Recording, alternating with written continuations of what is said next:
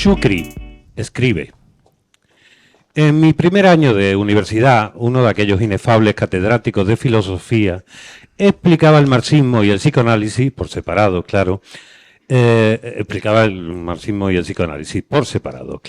Todavía no había muerto, y aún se siente su aliento, el pequeño gran dictador, así que es fácil suponer que si esos dos diabólicos conceptos entraban en un programa oficial de estudios superiores, eran con siniestras intenciones, exactamente igual que ocurre cuando el clero trata el divorcio, el aborto o las relaciones sexuales, temas en los que, al parecer, son expertísimos. Como les contaba, aquel pedagogo peroraba contra el filósofo alemán y un estudiante novato lo interpeló tímidamente.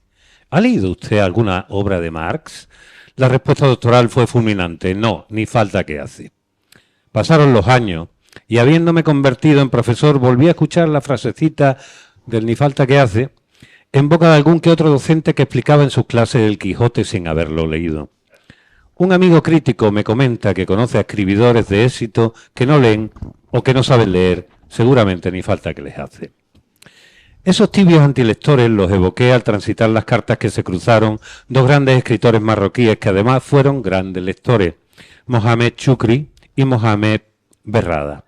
Mantuvieron una correspondencia entre los años 1975 y 1997, publicada en 2000 en árabe, bajo el hermoso título de War Ramat Rasail. Eso no está bien dicho. Y luego vertida al francés por el poeta Mohamed Mdané. Que me ponen en una. El epistolario Roses Sendré. Rose et Cendre. Joder. Va a ser lo mismo. Espérate, que tenemos aquí a un francés que lo lee bien. Voilà. Bueno, el epistolario de ambos es una ocasión propicia para asistir al encuentro íntimo de dos de los más importantes narradores marroquíes del siglo XX, sobre todo si tenemos en cuenta que, como indica el mismo Berrada, en nuestra tradición la correspondencia entre amigos creadores es rara, incluso inexistente. Pero no solo la tradición literaria marroquí es rara en este sentido. Los años que tiene lugar el intercambio de cartas, son de un inexcusable interés social y político, no solo literario. Y si a esto añadimos el perfil de los dos creadores concernidos, resulta típico que este libro se hubiera demorado 2 décadas en ser traducido del árabe a otra lengua. En estas cartas resulta chocante, al menos para mí, que Berrada adopte un tono un tanto magistral, siempre protector y cariñoso con el amigo que habita el infierno de Tánger. Berrada, un eterno viajero, casado con una diplomática palestina, casi siempre escribe desde el extranjero, mientras que Chukri se resiste a abandonar su Tánger y sus cafés. Hay una carta muy curiosa, escrita por Berrada desde Valencia, a donde ha acudido a un encuentro de escritores del Mediterráneo, en la que anima a Chukri a compartir su vida con España. Viene en francés y no lo voy a leer ni se lo voy a traducir. Esto lo van a leer después. La reflexión sobre la escritura y los manuscritos de las obras de ambos creadores constituye una parte importante de las cartas, aunque habría que destacar algo que ya sabíamos, pero aquí está la prueba. Chukri es un lector voracísimo. Leía sin parar, en árabe, francés, español e inglés. Y en estas cartas deja larga constancia de sus amores literarios. Por ejemplo, en una misiva de febrero de 1982, dice que está leyendo Juan sin tierra de Goytisolo, Procés verbal de Clesio y la biografía de Dostoyevski. El placer de la lectura y los títulos son constantes en las cartas, así como la expresiva contradicción del escritor que prefiere leer, que le aflige escribir y confiesa: rehuyo a quienes me preguntan si sigo escribiendo. Otra escritora de éxito en este siglo XX, premio Nadal en 2021, con El lunes nos querrán, es la masí catalana Najat El Hakmi, que también suele dejar muchas trazas en su obra de una muy definida pasión lectora. En unos días que pasé en Nador leí El último patriarca, una novela de la inmigración que anuncia ya en su título el compromiso feminista de la autora. Encuentro similitudes en esta obra y la que encumbró a Chukri. El pan a secas de 1973, como por ejemplo el retrato demoledor del padre, patriarca, maltratador y asesino, pero también diferencias esenciales. El relato de Chukri posee la intensidad autobiográfica de lo real, en tanto el de El Hachmi no evita el peso de una cierta atmósfera orientalista. Uno parece escribir solo para su gente y consigue una obra universal, en tanto la otra parece dirigirse a los europeos indagando en la zona fronteriza de una nueva identidad afroeuropea. En cualquier caso, como ha sugerido Christian Ricci, el Hachmi pertenece al grupo de pioneras que, como Fátima Mersimi o Asia Yevar, exploran nuevos mundos. Regreso a Rose. Un libro para berradianos y chucristas, para investigar y curiosear, para lestrices felices y para relectores. Berrada, en una carta de noviembre del 82, no se ahorra celestineo dedicado al amigo Chukri como este. Necesitas conocer a la mujer real, concretamente, con su propia existencia, su ser y sus deseos. Una mujer que te trataría con la misma lógica que solo es posible en tu caso fuera de Marruecos. En otro lugar podrás alimentarte y regular tu relación con la mujer que vive en lo más hondo de cada uno de nosotros. Muchas de las cartas de Berrada ejercen de despertador de la conciencia y acaban con un admonitorio «escribe». En ocasiones es una simple petición de que conteste a la carta enviada, pero en la mayoría de las veces Berrada insiste en el escribir como medio de elevarse del melancólico contexto en el que malvive Chukri. Entiendo y comparto la aflicción de Chukri.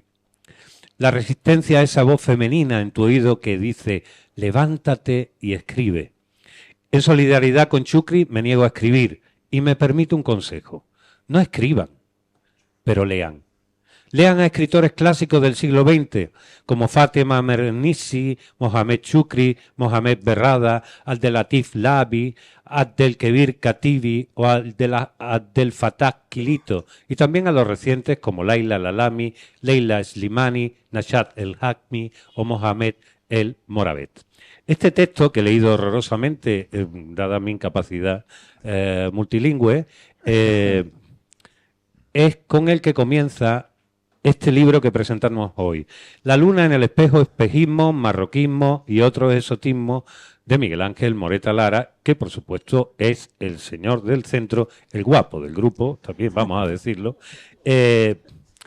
filólogo, escritor, agregado cultural y de numerosas embajadas, profesor de lengua y literatura a lo largo de su vida y ya felizmente jubilado, y viviendo en Málaga, pero viajando cada vez que puede. Aquí, ¿qué reúne? ¿Qué es lo que hace en este libro? Básicamente, este libro está dividido en dos partes y está compuesto de varios pequeños ensayos, más o menos de el tamaño de lo que ustedes han visto. Algunos han sido publicados anteriormente, otros no, otros están hechos ad hoc para este libro. ¿Qué es lo que plantea y lo que presenta? Un recorrido interesantísimo sobre la literatura y la cultura marroquí. No solo. Y también, en una parte, también señalando una serie de circunstancias o críticas de libros o una serie de historias, de pequeñas historias que él comenta alrededor de bibliotecas, de relaciones entre los lectores, los libros, la literatura.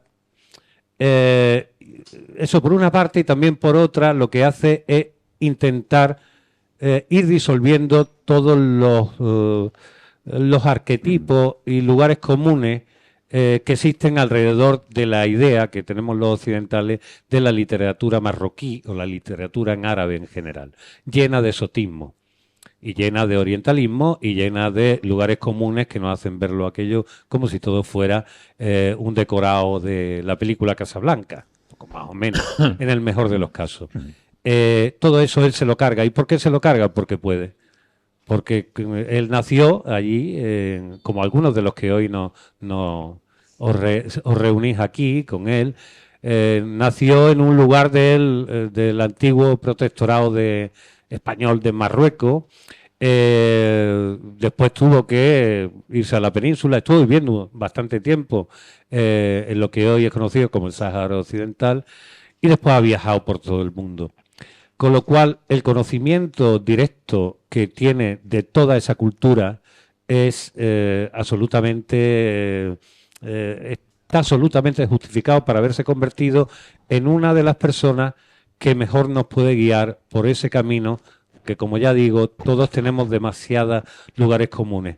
Pero como decía, lo más importante de este libro quizás sea esa idea que está aquí, en este primer texto que acabo de leer. Ese lean antes de escribir. Veníamos hablando hoy aquí, este grupo que me acompaña hoy, que le da, eleva el tono medio de estas cosas que yo hago aquí desde el tercer piso. Los que no me conozcáis, me llamo Héctor Márquez, soy periodista y liante profesional y organizo cosas aquí desde hace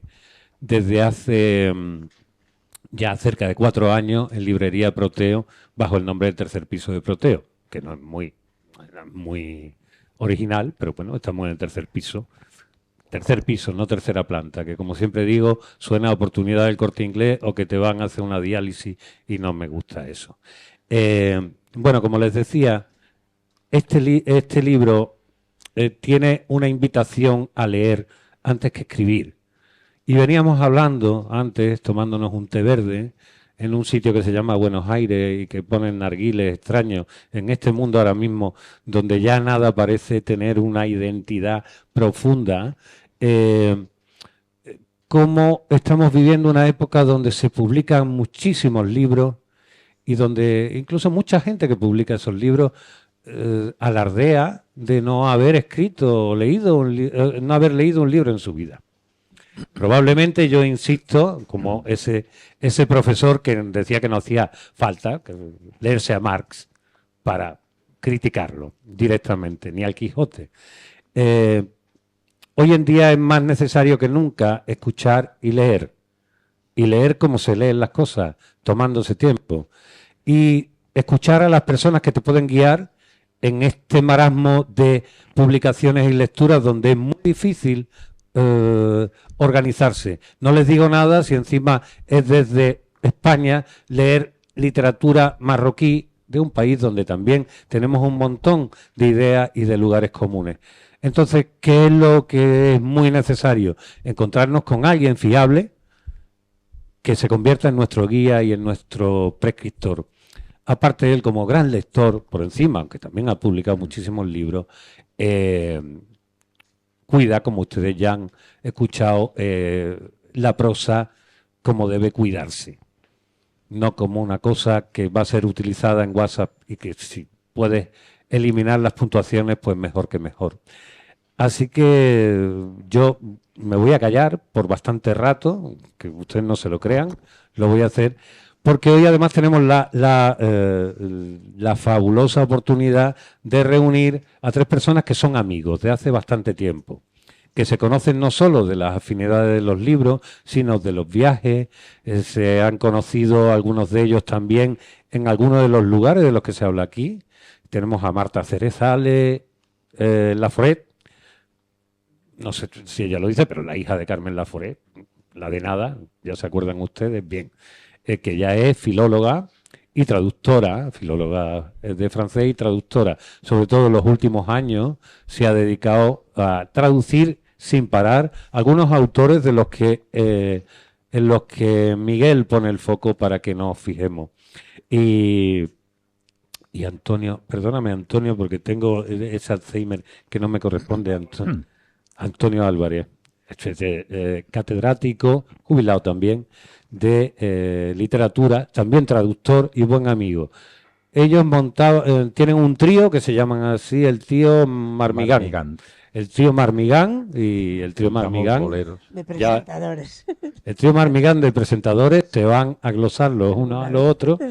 Y bueno, pues yo nada más que deciros que os agradezco vuestra presencia. No voy a leer todo el currículum de unos y otros porque entonces nos quedamos aquí hasta mañana, pero les aseguro que hoy tenemos canela en rama y gente de la que ustedes se pueden fiar.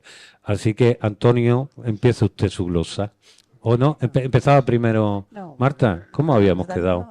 No me acuerdo. Empieza tú, empieza. Sí. Venga, Antonio. Bueno, buenas noches. Efectivamente, somos el trío Marmigán, especializado en presentar libros de... Pero necesita... Ah, perdón, sí, claro, ya. Tengo que darle aquí Sí, espérate. al bicho este.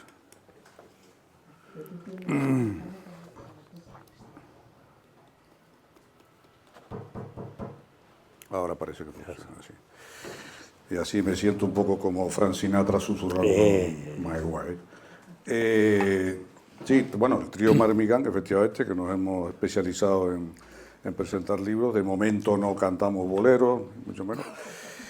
Y bueno, hoy la verdad que es un día alegre presentar este libro de Miguel, al que admiro mucho, y hoy más que nunca, puesto que estoy en una situación de inferioridad espacial por problemas de muebles y tal. Bueno, partiendo del título del libro, La luna en el espejo, yo he redactado un texto que también voy a comentar, o lo comentaré, porque como el tiempo es corto, no quiero que, en fin, esa tendencia que uno tiene a divagar o a meter demasiados paréntesis, y me parece que, en fin, que por respeto a ustedes y por respeto, por supuesto, a mis dos compañeros, pues conviene acotar bien el asunto. Digo que empiezo por el título porque ni en la luna ni distraído con los espejismos. Miguel Moreta puede dar la impresión superficial de un letraherido que vive más entre las páginas de sus lecturas que en el llamado mundo real, que como sabemos, pero apenas reconocemos, es solo una parte de la realidad estrecha en la que vivimos cada uno de nosotros. Él no deja de zambullirse y nadar por el interior de los pecios que, por ejemplo, encierran libros antiguos, perdidos ya para siempre, y al mismo tiempo nunca deja de mirar, como un ave al acecho, lo que ocurre a su alrededor.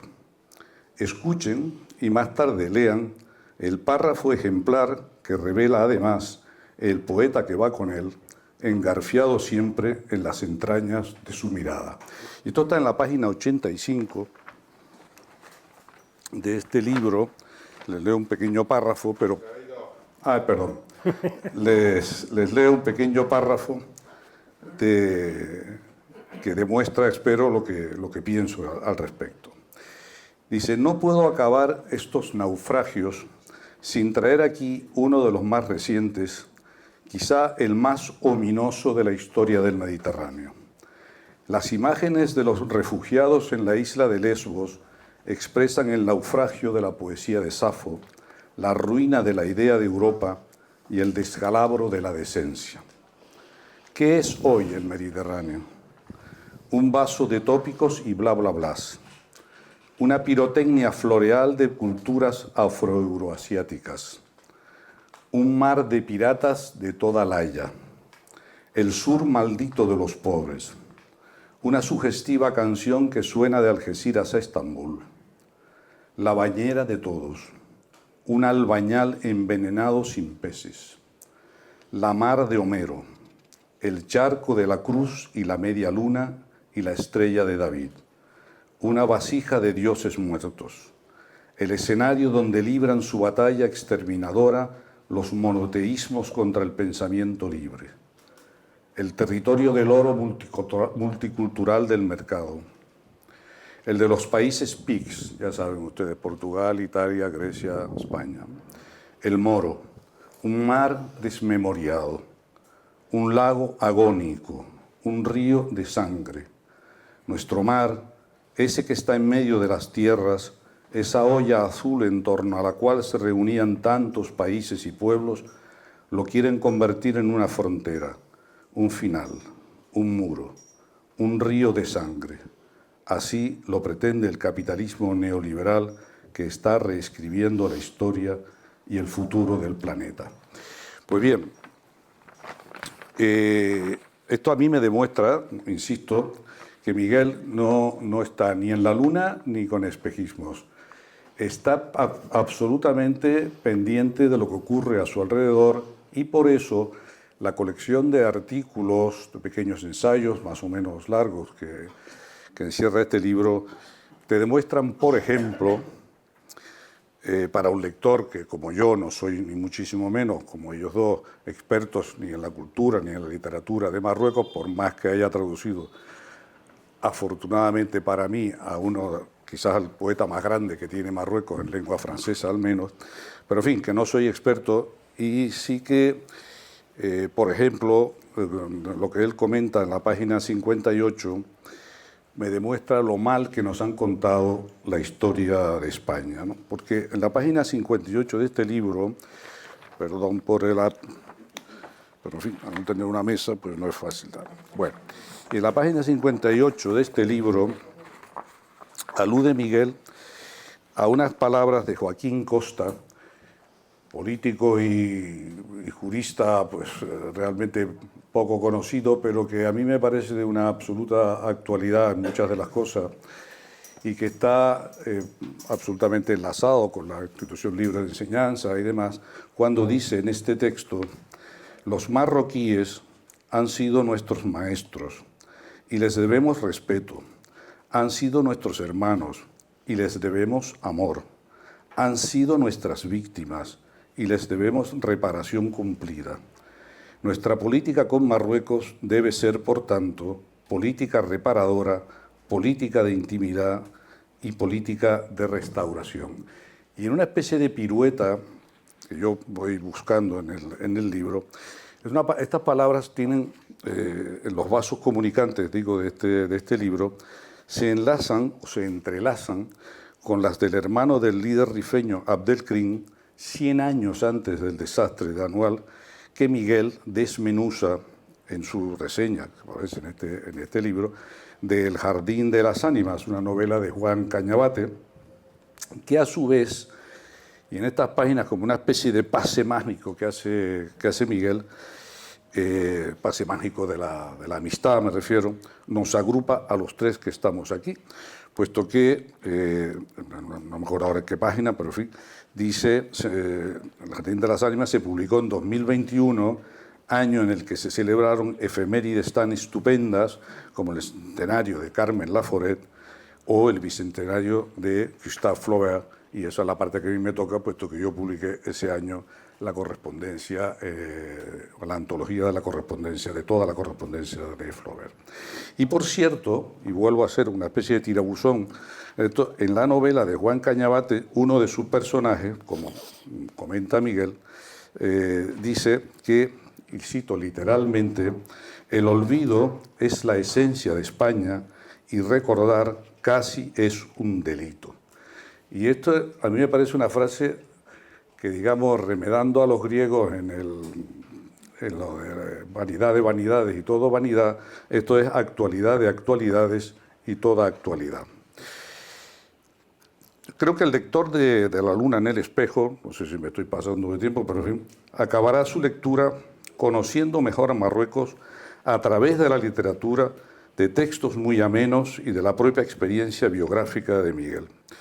Es una invitación a conocer Marruecos desde dentro y desde fuera, porque él conoce la cultura de ese país. Y no me refiero solo a la de los escritores y profesores, digamos, en un terreno académico. Su conocimiento me parece más profundo aún. Entiende la sensualidad que desprende una forma de ver la vida muy diferente a la nuestra. Y el caso de Tánger, por ejemplo, a mí me ha resultado muy evocador.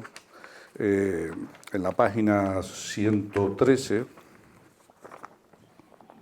hagamos una pirueta. Es un artículo que se llama La emperatriz de Tánger, y al hilo de una reflexión de Roland Barthes, el semiólogo, escritor, francés, sobre cómo explicar la supervivencia de una obra literaria en el tiempo, escribe Miguel: esta cuestión se me suscitó cuando pensaba estos días, al hilo de algunas lecturas, en el subgénero de la novela tangerina. Y dice: Tánger, como es bien sabido, es una isla mítica donde han jugado su noctívaga partida políticos, artistas, empresarios, espías, aristócratas y escritores de todo pelaje, un melting pot, listo para ser consumido por el ensueño orientalista, el sexo polícromo y el humo de la pipa del Kif. Tánger es una de esas ciudades de deriva. Creo que Miguel tiene la capacidad solo posible en la persona que, sabiendo mucho, porque se puede saber mucho pero digerir fatal, y Miguel sabe mucho y digiere además en forma de papilla narrativa, pues una ciudad como Tánger, que tantas páginas debe haber suscitado a lo largo de los últimos, como mínimo, 2 siglos, y a mí me parece una descripción realmente concisa y al mismo tiempo muy atractiva, ¿no? Rompiendo, por supuesto, como creo que decía Héctor antes, rompiendo a diestro, siniestro y entre páginas, clichés y arquetipos que llevamos engarfiados como percebes, ¿no?, a la roca del tópico a la que casi todos nos agarramos. Y esa es una de las labores de un escritor, que con la lengua, con el punzón de la lengua, es capaz de ir rompiendo todos esos tópicos, ¿no? Y lo último, de momento, que quería resaltar es absolutamente coherente con la trayectoria ensayística de Miguel, y es cómo él destaca aquí la importancia de la mujer, de mujeres viajeras que ven el país, en este caso Marruecos o en general el Islam, de una manera muy diferente, ¿no? Y la última cita que quiero hacer al respecto de este libro es en la página 91, porque lo resume muy bien, mucho mejor de lo que yo podría, digamos, cuando dice: no son aplicables, cuando se describe un país, en este caso, no son aplicables los ejes geográficos norte, sur y occidente, oriente, sino que en el caso de estas mujeres, se refiere a 4 mujeres viajeras, en el caso de estas mujeres su viaje comienza en un punto de encuentro con el mundo musulmán, sea Tánger, Beirut, Al-Hoceima, El Aaiún, Martina, Dakhla o Lesbos, a partir del cual se origina la profundización, y aquí es lo subrayable, la profundización, la empatía, la absorción y la crítica de aquellas sociedades o grupos. No hay en las miradas de estas 4 escritoras se refiere, búsqueda de paraísos ni nostalgia de un mundo ya desaparecido en sus países de origen. Y entre paréntesis, es decir, no encontraremos la percepción neocolonial o neorromántica de décadas anteriores, y como cabría de esperar, sí está muy presente la crítica política feminista de las estructuras patriarcales, tanto de las sociedades visitadas como de sus países de origen. Bueno, yo creo, te paso la palabra, Marta, porque si no me voy a comer demasiado tiempo y al final... Ella tiene... Pues, a ver cómo funciona. ¿Se escucha bien? Ella tiene. Eso ya está, que ya tiene. está ya puesto. Bueno, pues nada, yo la verdad es que quiero darte la palabra a ti. Lo primero es preguntarte, el libro está dividido en 2 partes, la luna y el espejo, y cada uno tiene como 12 pequeños o grandes artículos.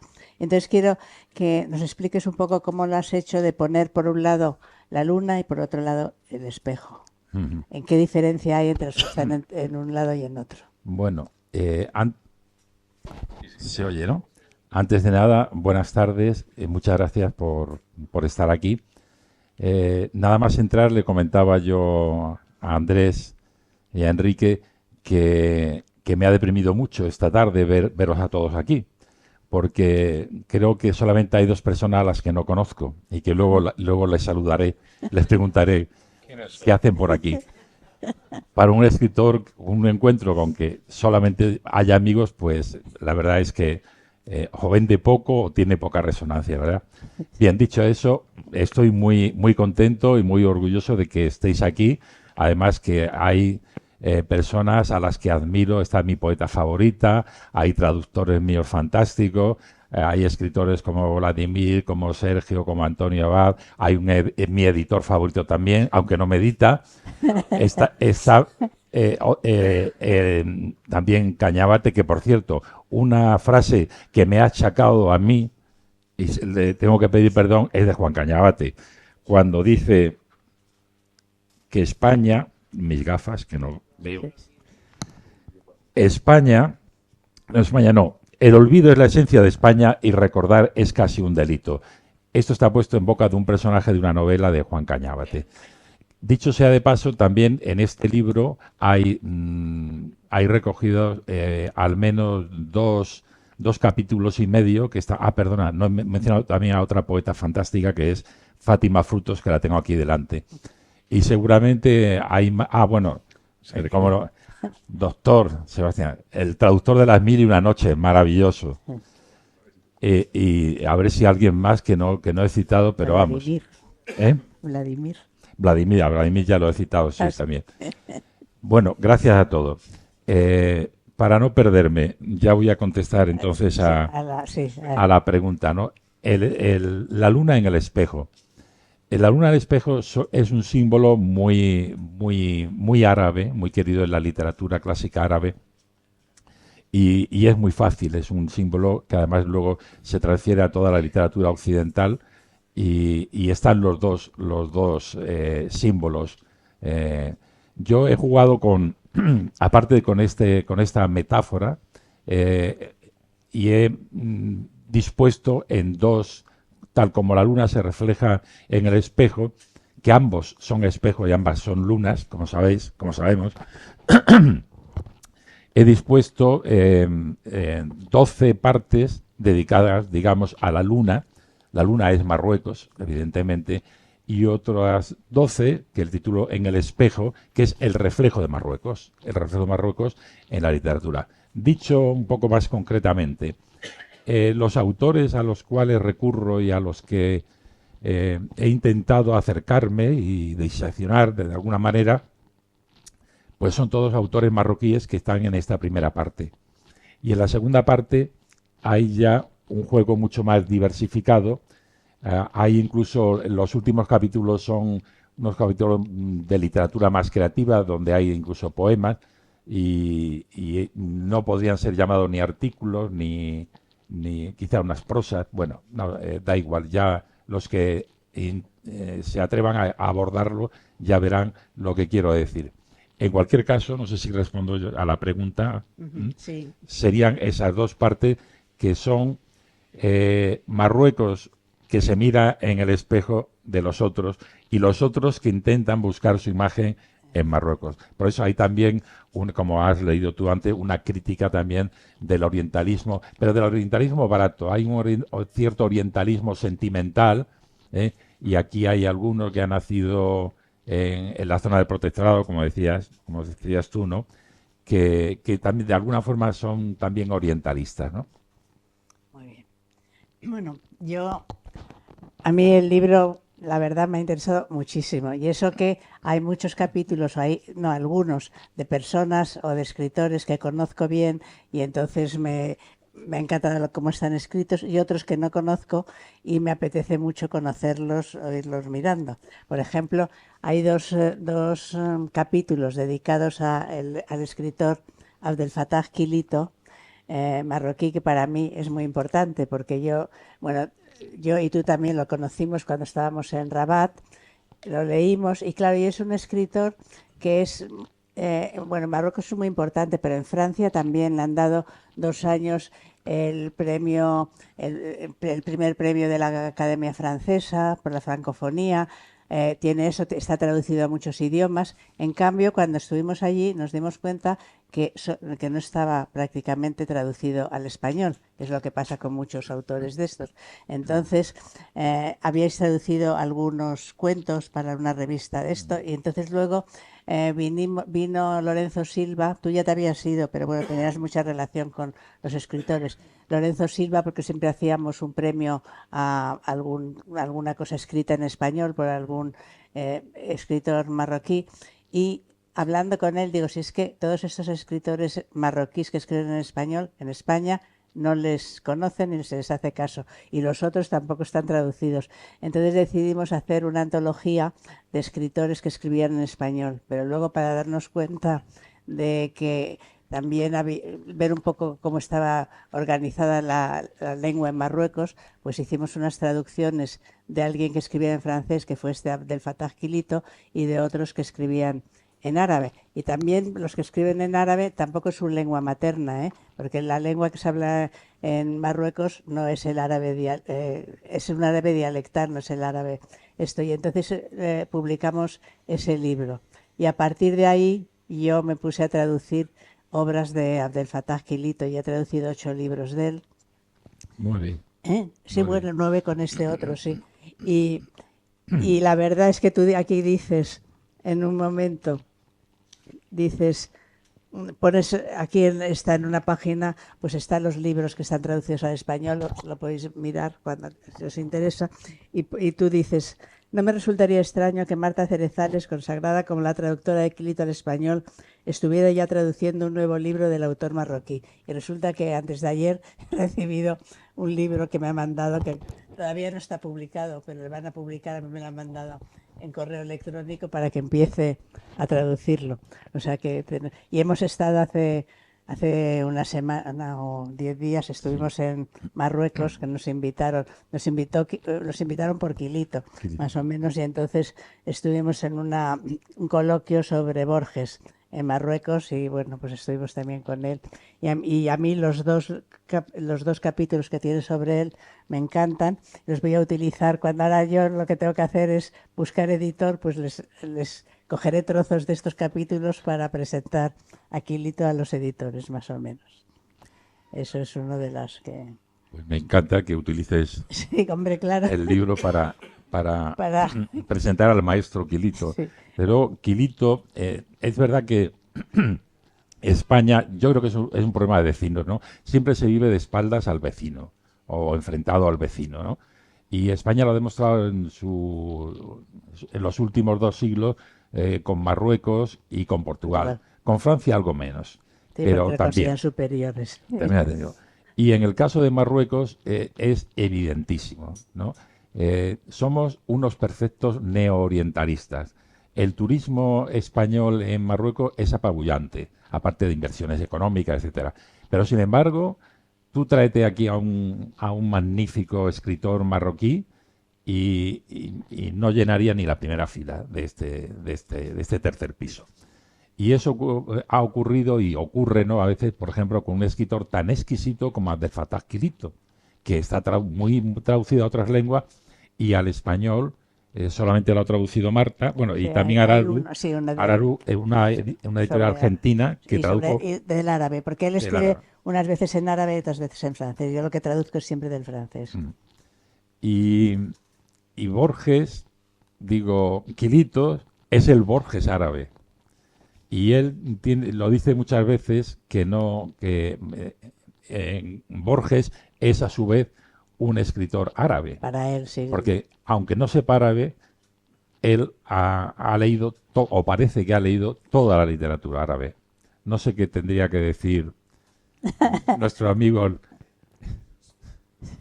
Salvador, quizás, ¿no? Sí, no, él lo que dice Quilito es: sé que no ha leído toda la literatura árabe, pero para mí es un autor árabe.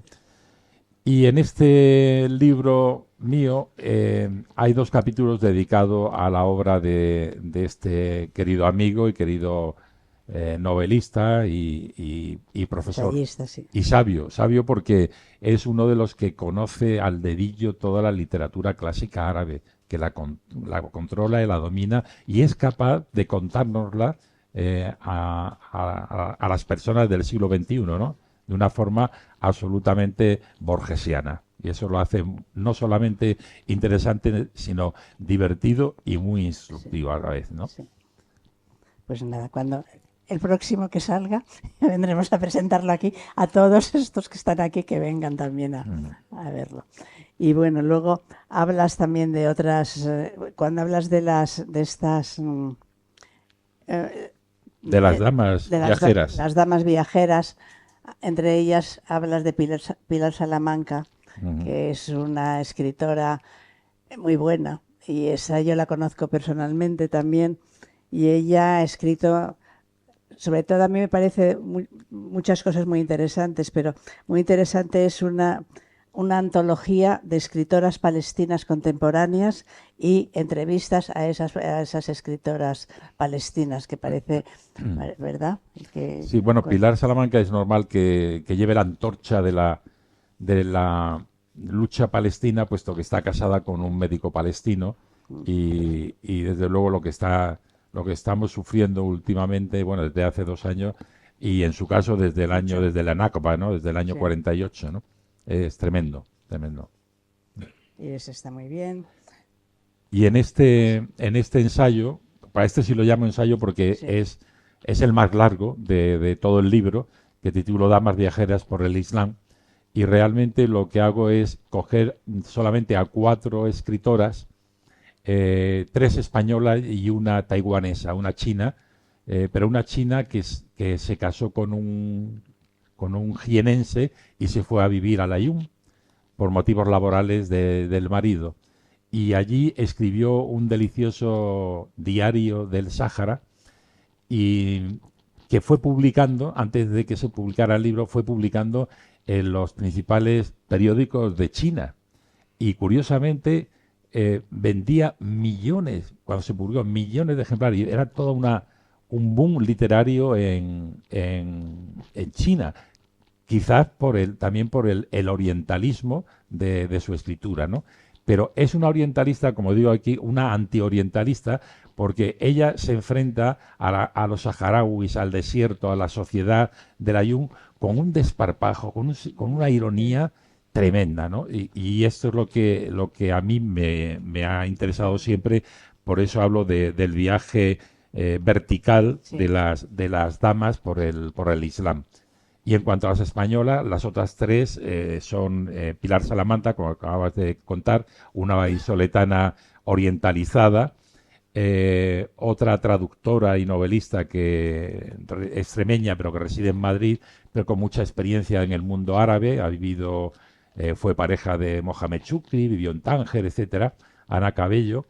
Y la tercera y última es que era la más joven, es una cineasta de Susi Alvarado, de Canarias, también poeta y muy interesante también.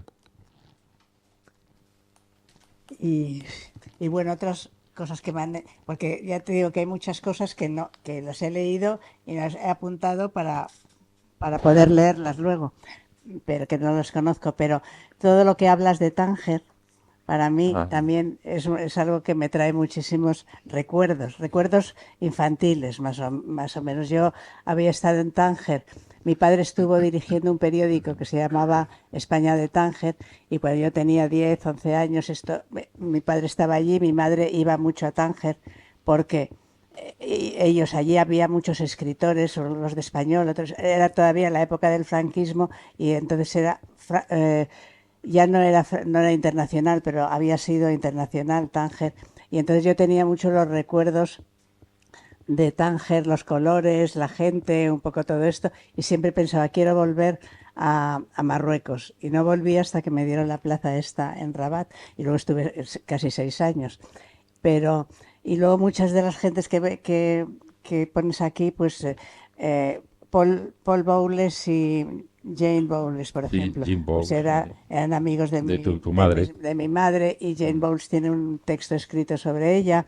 Emilio Sáenz de Soto, pues hemos fantástico. publicado una correspondencia con mi madre, o sea que, y luego venía mucha gente que estaba en Tánger, que luego se fue a Madrid, y entonces parecía que eran, yo los veía pues como si fueran tangerinos, o sea, eran amigos de mis padres, pero yo decía, ese no es mi Marruecos es el que tengo que descubrir, y entonces todo lo que pones sobre Tánger también me ha gustado mucho, todos los que haces. Aquí precisamente hay yo le llamo un malagueño del Arache, y a veces larachense de Tánger, porque es un escritor malagueño que escribe en español y es conocidísimo en Marruecos. O sea, en Marruecos no hay sitio donde vaya que no, cuando tú dices que estás escribiendo algo, que has escrito algo sobre Marruecos, dice, yo conozco a Sergio Arce, siempre. Sí. No sé cómo lo haces, pero desde luego allí se, como decía Agustín Lara, en Tánger, en Marruecos, se habla mucho de ti. Sí, sí, sí. Y luego el tangerismo, el tangerinismo, el neotanyagüenismo es un nuevo género literario que parecía que había muerto con la generación del medio siglo y de la posguerra, después de la posguerra, de la Segunda Guerra Mundial, y parece que no, está en pleno resurgir de nuevo, pero yo creo que es como un intento de resucitar, perdóname Sergio, un cadáver exquisito, porque el Tánger de dorado, eso es de otra época, ¿no? No hay más que ir a Tánger y coger el AVE que te desplaza al sur, hasta Casablanca o a Rabat, y ya no, aunque paseemos por los lugares y por el cementerio judío y por la Medina y por todo eso, está todo pintado de nuevo. Oye, yo quería preguntarte, antes estábamos tomándonos un té y decía si todos los que venís de allí y os fuisteis del protectorado, de alguna manera, viéndolo desde este lugar, tenéis un elemento común, que es una especie de nostalgia infinita, cada vez se hace, no sé si esto sucede con emigrantes en otras lenguas, en otros idiomas. Te lo quería preguntar a ti porque tú has sido además embajador cultural y agregado cultural en numerosos países, en México, en Estambul, has estado en Rabat, en Budapest. No, si me falta alguno, dímelo porque tú te has tirado por medio mundo. Me encanta porque me has elevado al generalato de nuevo, es decir, me has llamado embajador cultural. No, dejémoslo en consejero.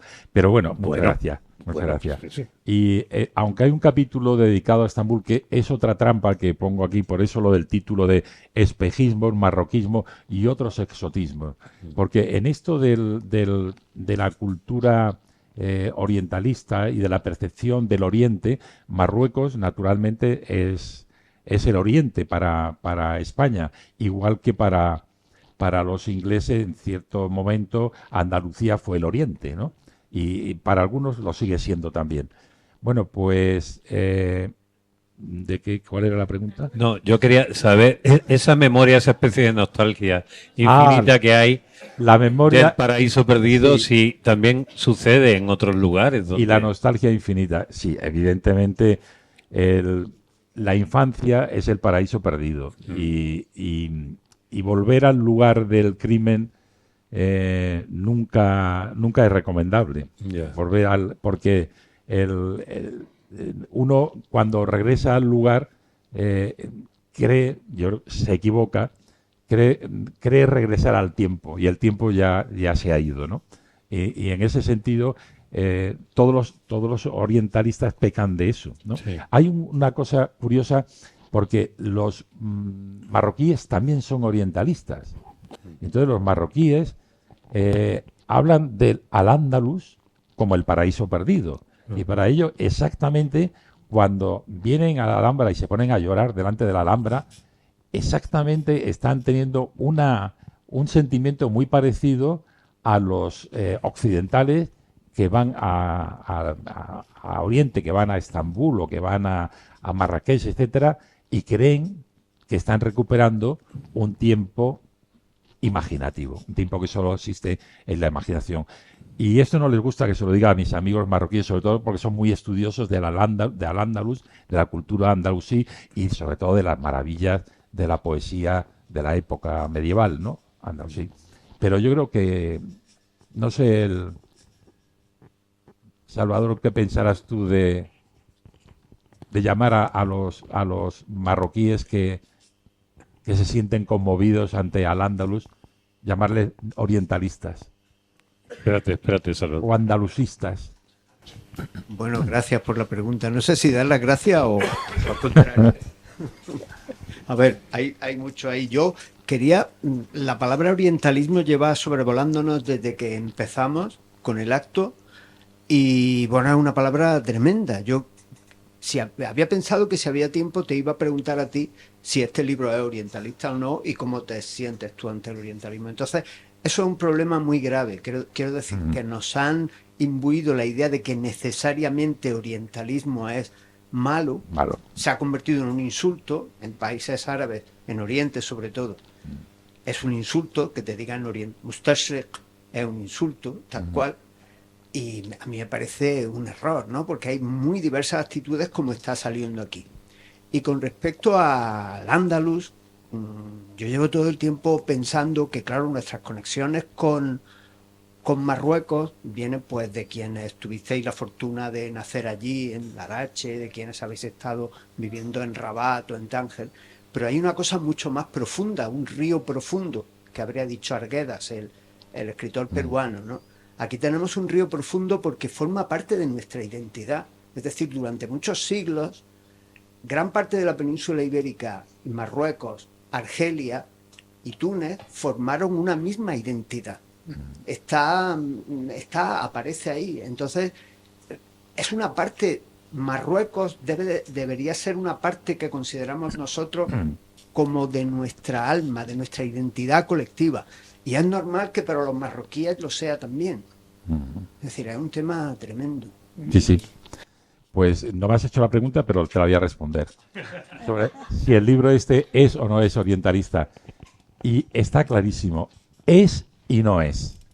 El libro es orientalista y no lo es. ¿En qué sentido lo es? En el sentido histórico, tradicional, de que nos enfrentamos a otra cultura, a otra lengua, a otros países incluso. Pero no lo es en el sentido de que para mí, ha sido un ejercicio fundamentalmente de amor. Y eso es lo que yo he tratado cuando he recogido aquí, sobre todo en la segunda parte, ¿no? Que he cogido a los españoles occidentales que hablan es decir, al espejo que habla de la luna. Pues yo creo que si algo identifica a Barce, a Cañabate, a Antonio Abad, a Paul Bowles, etcétera, es el ejercicio de amor por esa cultura. Aunque en el caso de Paul Bowles lo dudo mucho. Menos en el de Jean Bowles, que sí, que yo creo que ella sí. Pero él, yo creo que además que nunca aprendió ni nunca quiso aprender bien para poder hacer una investigación acorde con lo que él pretendía hacer o con lo que él decía que estaba haciendo, ¿no? Pero en fin, esto nos llevaría más lejos. Y yo solamente le he dedicado un capítulo a Bowles, a un libro muy interesante que no son sus novelas, que también son interesantes, sino sus memorias, ¿no? El libro de memorias que ahí es donde revela todo lo que hay en la trastienda precisamente de este personaje, de este autor, ¿no? Oye, me gustaría preguntaros, ya que os definís como trío, es decir, sois ya una unidad en lo universal, y ¿qué es lo que hace, cómo os encontráis? Porque aquí tenemos un señor de Tenerife que vive en Málaga, una señora de Madrid que ha dado vueltas que vive en Santander. Que vives en Santander. ¿Y tú dónde naciste exactamente tú? Pues yo nací en Marruecos. ¿En Marruecos? ¿En qué localidad? ¿Cómo se llamaba entonces? Pues se llama Meddik en árabe. Meddik. ¿Y en español cómo se llamaba entonces? Pues podría traducirse como El Rincón. El Rincón. O sea, tú eres rinconero. Sí. Oye, ¿cómo os conocisteis? Y después también me gustaría que me contestara a lo siguiente. Llevas años como consejero, agregado cultural, como sea que se llame, pero emperrado, entre otras cosas, porque no solo te interesan los marroquismos, y tú tienes una grandísima obra propia y ensayística que has tocado todos los géneros. ¿Has logrado alguna vez, con toda esa intención de marroquinizar adecuadamente a la población que no sabía, que no le hace muchísimo caso en otros países, has tenido algún éxito?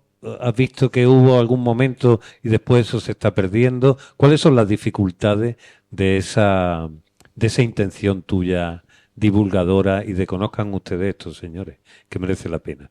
Y por supuesto contarme que el trío Mirmigán y cómo nace esto, porque nos gusta el cotilleo, el salseo, claro. Nace porque hemos hecho... Que para un como trío tú- que hay, joder. Es que ha dado la casualidad que hemos presentado los tres juntos varios libros, tanto en Málaga como en Santander o en Madrid. Y entonces, como lo hemos presentado juntos, estamos a gusto, pues hemos creado el trío Marmigant. Pero que no es nada más que por eso. Es un poco una broma, pero... No, y que además nuestro caché va subiendo poco a poco. Claro, claro. ya en vez de... Vamos a ver. En vez de anunciar otra cosa, Nos hay que unen dos poner- cosas. La primera es la amistad y la otra el caché, que poco a poco va subiendo. O sea, Bueno, que esto no se cuenta como uno de los lugares donde el eso caché sube. es fundamental. Que tengo que decir una cosa, que En este que caso estamos ya en el tercer piso. O sea, que, fíjate. ya estoy en el tercer piso. Sí, sí, vais subiendo y cada día funcionan peor los ascensores, que es una putada para los que ya estamos en terceras edades. Yo tenía que decir una cosa, es que Miguel lleva echándole una mano al tercer piso y diciéndome, fíjate en desde el origen, desde el principio. O sea, liando. Me he dado cuenta, digo, qué bueno es este tío, cómo se sabe que ya se sabe todos los truquitos de las embajadas donde hay que quedar bien con todo el mundo, no llevarse malamente con la gente, pero te lo va colando, es como un aspi, por poner una cosa así, pero sin picar, sin picar. Entonces yo le tenía que dar las gracias, que fíjate que al final de la tercera temporada, cuarto año, el primer día donde Miguel tiene el foco que se merece, porque mira que ha escrito y que ha escrito bien, pero ha estado siempre, fulanito lo tienes que traer, fulanito lo tienes que traer, el otro lo tienes que traer, y él aparecía por allí. Así que te mando muchísimas gracias de corazón, Miguel, porque sin gente como tú yo no hubiera podido tirar con esto para adelante. Y bueno, cuéntame No, pero yo quisiera dar las gracias también, ya que nos ponemos de agradecimiento, antes de que nos vayamos, primero a ti por esta ocasión de poder presentar aquí un librito y yo recordar de qué nos conocemos. Uno de mis primeros libros, cuando era periodista en El País, fue la primera y única vez que yo aparecí en El País, además con fotografía y todo, y ocupando toda una página. Nada menos, en El País. Y fue gracias a ti, que me hiciste una entrevista, un libro que libro fue? más amor y más querer. Y más sufrir. Sí. Y más sufrir. Sí, que fue una cosa sobre el cuplé andaluz. Sí, cierto. Exactamente. Que te adelantaste mucho, hay que decirlo, porque después ha habido todo un género, Sí. como vivimos en la época del cortipega, decir, ay, este echa esto, pues yo lo voy a hacer igual. Sí. Pues léetelo. Y por tanto, Bueno, muchas gracias, Héctor, por ese avance, ¿no? Digo, que ya tiene más de 25 años, digo, ¿no? En aquello. En aquello. Sí, aquello sí. Y fue gracias a un común amigo que era Sí. Miguel Ángel Peláez, que era tu junior, que era alumno tuyo en Budapest. En Budapest. Estaba yo entonces en Budapest, así es. Luego, ¿cómo conocí yo a Marta y cómo empezó nuestra colaboración? Pues fue por un libro, precisamente. Coincidimos en los mismos puestos en la embajada en España. Yo estaba en mi último año y ella llegaba y era su primer año. Y entonces ella suele decir que yo le pasé los amigos también. Todos, No solamente sí. el trabajo, Sí. el puesto, sino de paso a los amigos.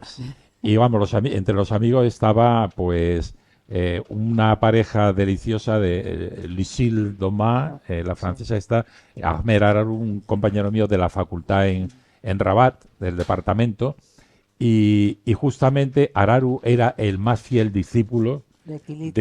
de Abdel Fattah Quilito. Y entonces me invitaba a las cenas con Abdel Fattah y a partir de ahí empezamos. Y entonces fue cuando, ese último año, cuando yo ya me había ido, Marta le surgió la idea de que publicáramos una antología de narradores contemporáneos marroquíes. En principio iban a ser de marroquíes que escribían español y luego ella y yo decidimos que no tenía sentido porque había que poner autores marroquíes que escribían en árabe, evidentemente, y autores marroquíes que escribían en francés. y así que fue una triple antología de estos autores y entre ellas estaba naturalmente Quilito, al cual habíamos traducido Araru y yo. Fue la primera vez que tradujimos un cuento de Quilito y lo publicamos en una revista. Y a partir de entonces, pues ya han venido, se ha publicado ya, tú has traducido 9 libros de él y otro más Araru, ¿no? O sea, un 10. Y publicamos un libro en la editorial Destino con que tú has mencionado antes, Silva. con Lorenzo Silva. Lorenzo Silva, entre los tres. Y después también coincidió que cuando yo acababa como agregado de educación en la embajada en Budapest y me iba a México, pues ella ocupó mi sillón. En Budapest.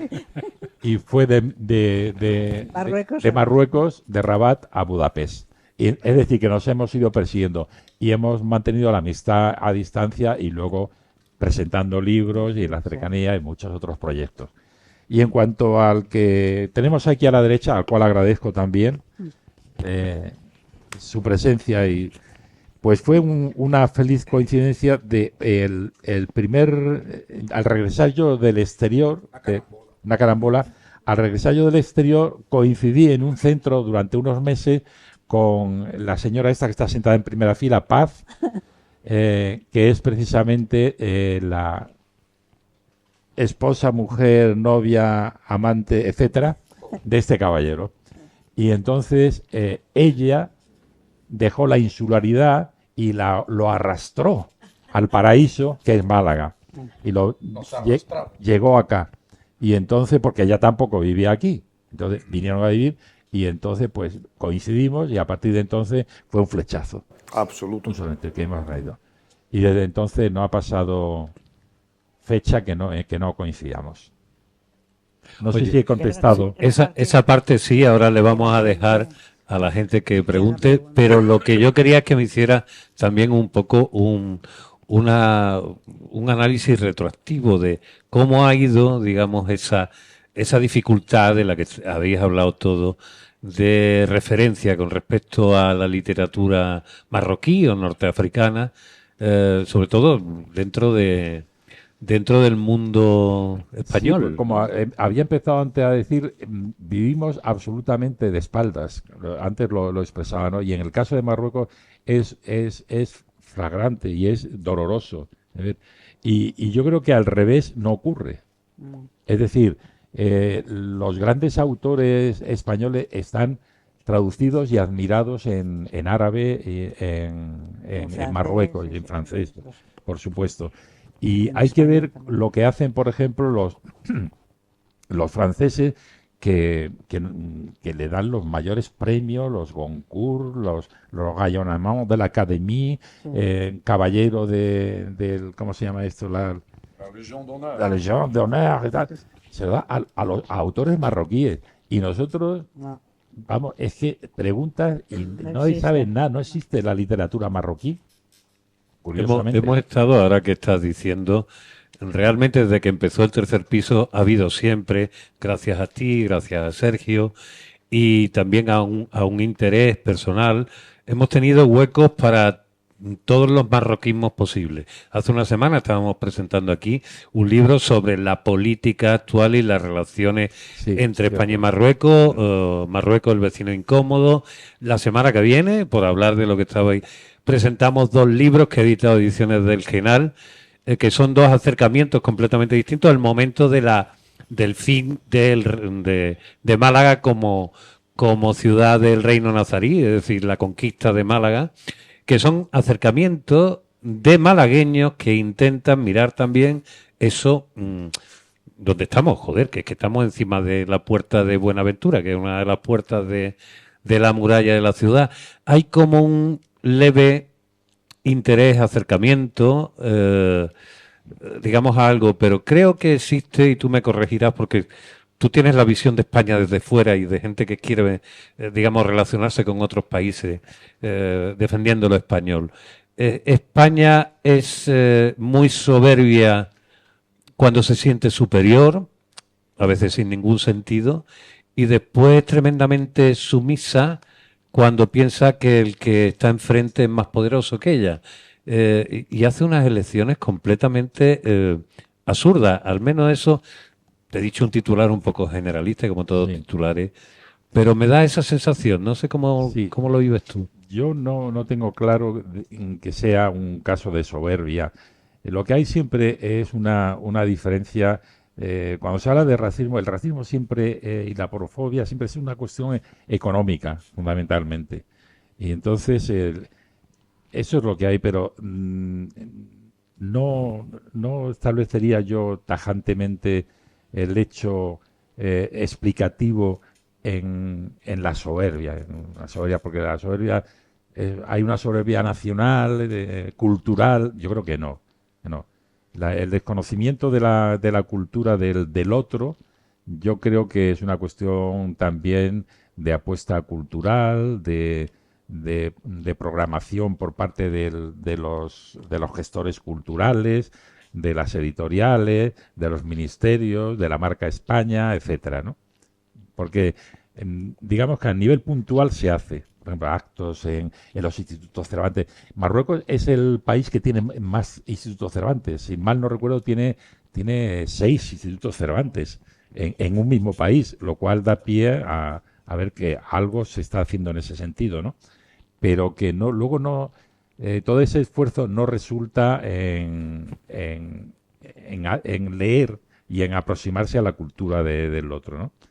Por ejemplo, el cine marroquí lo vemos cotidianamente aquí. No. Ni de higos a brevas Me diga, tampoco cotidianamente. eso Así que me gustaría que alguno de vosotros... podríamos que- dejar un espacio.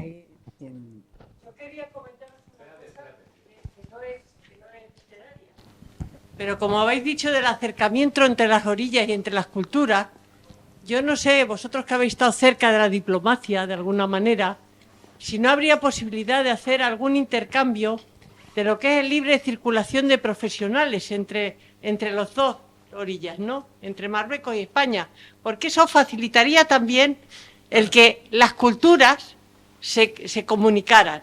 Yo voy a contar un ejemplo muy concreto de hace 20 años, ¿no? Yo conozco Marruecos y he viajado desde hace 50 allí y he hecho cosas allí de nutrición infantil, etcétera, etcétera. Pero en un momento dado, hace 20 años, quise irme a trabajar de médico y no me dejaron porque no hay convenio bilateral.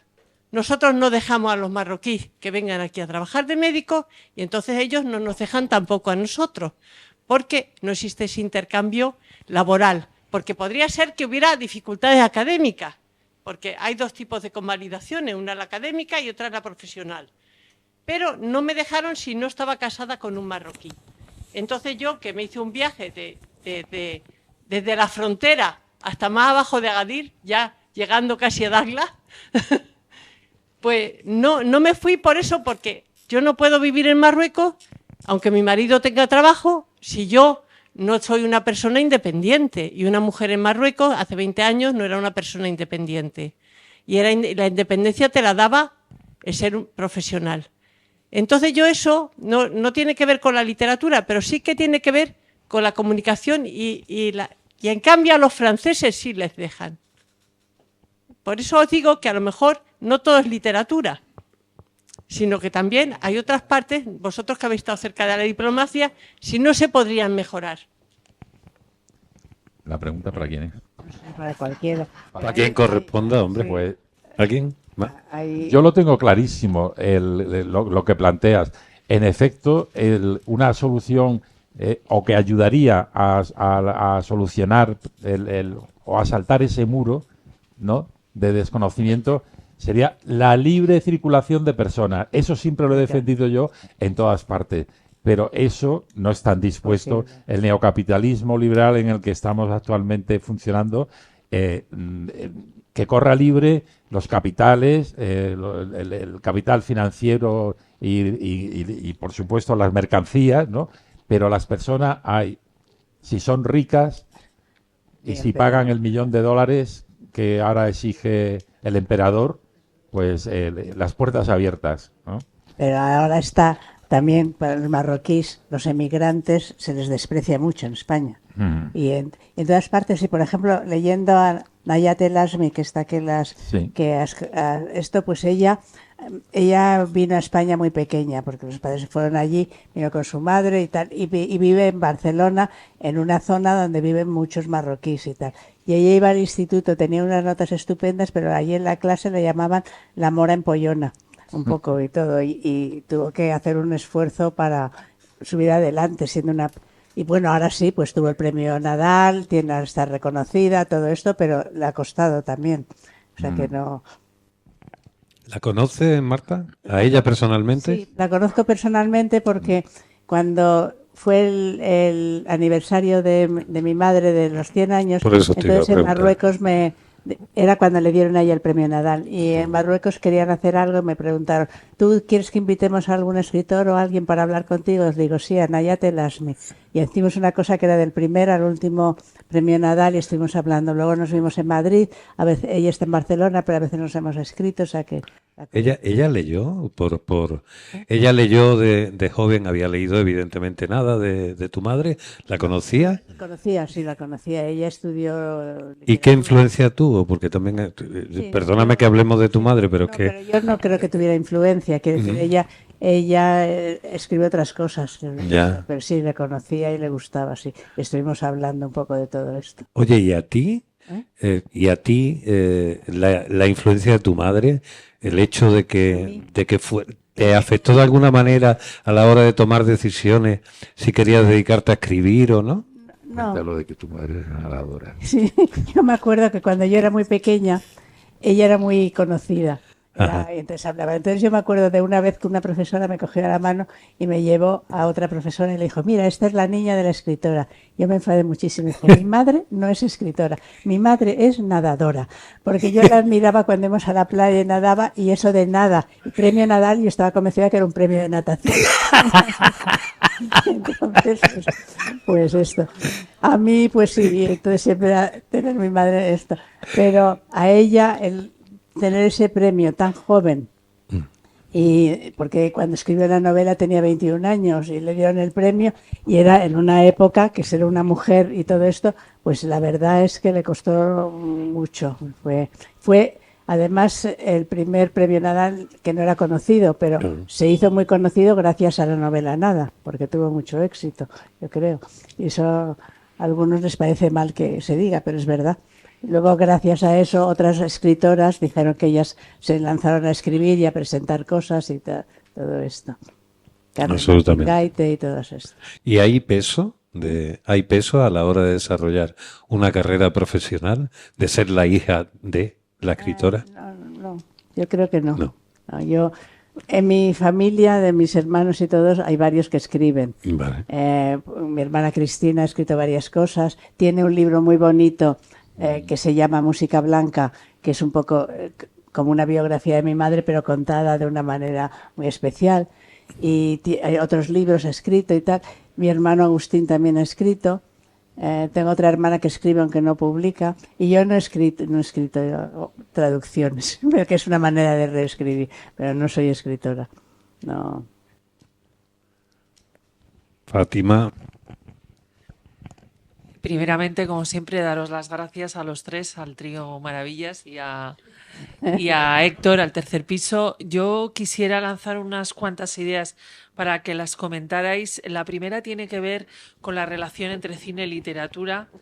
Habéis comentado el gran desconocimiento que tenemos no solo hacia la literatura marroquí, sino también hacia el cine. ¿Pensáis que este gran triunfo que está teniendo Sirac, que va a representarnos incluso en varios concursos internacionales, esta película que está rodada en Marruecos y que tiene una mirada sobre el sur, digamos peculiar o distinta, innovadora, puede ayudar a que volvamos la mirada hacia la literatura y hacia el cine del hermano marroquí? Luego quisiera también pedir que este desconocimiento de los grandes escritores marroquíes como el que habéis nombrado, Quilito, se resuelva, por ejemplo, mediante la petición expresa de un premio de carácter nacional como el príncipe de Asturias, yo no sé si es príncipe, princesa bueno, Princesa. bueno, es que yo no soy muy de principados, pero vamos, Asturias, patria querida. Sí. Entonces, pues por ejemplo, creo que debería haber un movimiento ciudadano de lectores y lectoras que pidan para Quilito Un premio. porque, por ejemplo, en el caso de Leonardo Padura, sí que le lanzó como autor cubano que empezó a ser Sí. bastante más reconocido a partir Del premio. del premio asturiano, vamos a llamarle, ¿no? Y por último quería hacer un apunte sobre las mujeres del mundo árabe, acordarme, por ejemplo, de Maran al-Marri, siria, que vive en París, o acordarme, por ejemplo, de Rafez y Haddad, entre las palestinas, que están en primera línea no solo de creación poética, sino en primera línea de petición de justicia social. Nada, con estos comentarios os dejo que vosotras lo continuéis. Sí. Aurora, Un comentario a la petición de Fátima. Es que al premio Princesa de Asturias se puede una universidad, por ejemplo, aquí hay profesores de universidad, ¿verdad, Salvador? Podría pedir el premio para un autor o una autora de calidad y presentarlo como candidato. Depende de la voluntad de la gente, amparado en una institución o una institución de otro tipo, pero la universidad puede. De hecho, yo estuve una vez en el jurado de ese premio y eran sobre todo departamentos los que hacían la propuesta. hacían la propuesta. O sea, que venga Salvador. Yo creo que te toca, bueno, no sé si hay más profesores aquí de universidad, pero se puede hacer perfectamente y ya se abre una vía. O sea, que no quede en el... Claro, eso sí. Desde el piso, además, sale sí, que acaba de cumplir 80 desde la años. puerta de Buenaventura, la muralla. Sí, que acaba Responde esta pregunta y ya con esto terminamos. Los que no lo hayan pensado comprar libros, hacer favor, que todos tienen que comer en esta vida.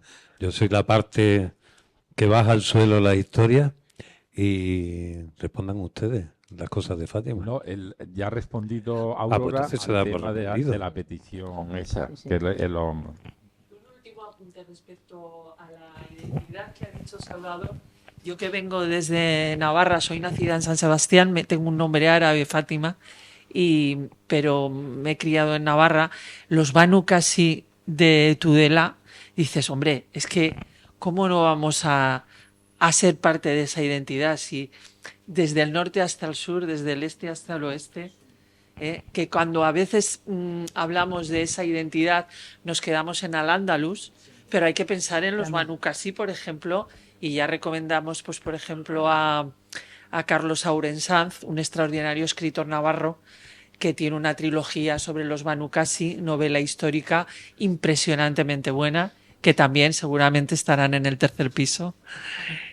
¿No? Sí, seguro que sí. En la península. En árabe el nombre original Al-Ándalus se utilizaba en España, pero en España la concepción romana que era toda la península. Lo que decía. Sí, además esto no es una cuestión de opinión, sino algo que tiene un documento fehaciente.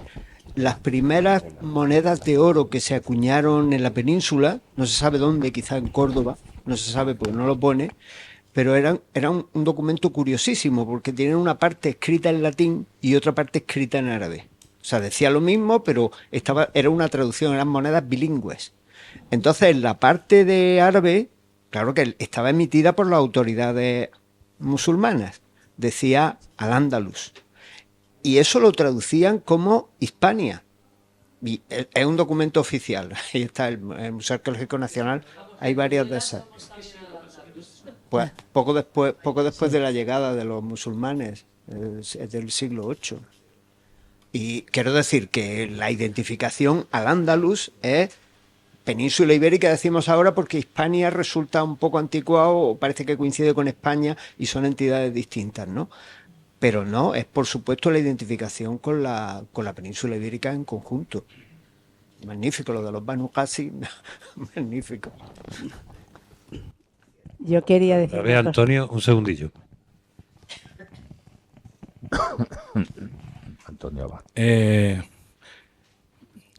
Me ha encantado la presentación que se ha hecho de tu libro de la luna, que es un elemento muy significativo, muy representativo de lo que es toda la simbología musulmana. Pero me ha gustado también que en toda esta reunión que se ha tenido no se ha pronunciado la palabra moro. Y es que si nosotros tenemos algunos problemas con ello, es porque estamos cargados de prejuicios. Hay verdaderamente una relación de amor y odio entre ellos y nosotros. Lo sé yo por experiencia perfectamente y también por una cuestión también bastante significativa. El Marruecos no es solamente Marrakech, Rabat, Fez. Hay otro Marruecos que es el Rif. En el Rif incluso hay dos zonas bien diferenciadas.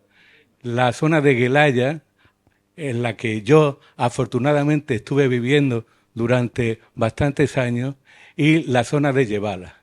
La zona de Guelaya es una zona muy aguerrida, como vosotros conocéis, donde se produjo el levantamiento de Abdelkrim y trató de llevar a cabo una república que no se pudo realizar. Quiero decir también que después de que se llevó a cabo la clausura del protectorado, Mohamed V, que tanto alababan los marroquíes a Mohamed V, a toda esta zona de Yebala, en el año 59, la arrasó totalmente al mando de su hijo Hassan II y del general Ufki. Yo era un niño y vivía por aquella zona y tuvimos que estar en Melilla y nosotros éramos totalmente ajenos a la masacre. Murieron más de 3.000 personas, violaciones, una cosa verdaderamente terrible. Y después, cuando nos mudamos otra vez a Nador, tuvimos una experiencia, los españoles que habíamos estado allí, pues más o menos bien. Resulta que todos los nombres de las calles fueron totalmente cambiadas. Toda la policía que llegó fue policía francesa. Y los españoles que vivíamos allí lo pasamos mal. Lo digo en este sentido por experiencia. No obstante, mi relación con el pueblo marroquí, con mis amigos marroquíes, y toda mi literatura se ha volcado por completo en significar toda esa vivencia y lo que representa el Rif. Sobre todo, tengo entendido que últimamente hay un movimiento, está situado en Argelia, proponiendo una república para poder llevar a cabo pues aquel sueño de Abdelkrim que no pudo ser. Y en este sentido, insisto, nuestra relación con ellos es una relación de amor y odio, por parte de ellos y por parte de nosotros. Esto es lo que quiero yo señalar. Nada más. Gracias, Antonio. Totalmente de acuerdo, Antonio. Bueno, yo creo que es el momento, porque si no, ya van a empezar los compañeros a sacar el horario y a echarme las culpas, con razón. Así que agradeceros muchísimo que estéis aquí, que hayáis acercado un poquito más y hayáis puesto luz, y a todos vosotros que estáis aquí, y simplemente pediros un aplauso fortísimo a Miguel, a Antonio y a Marta, el trío Marmigán.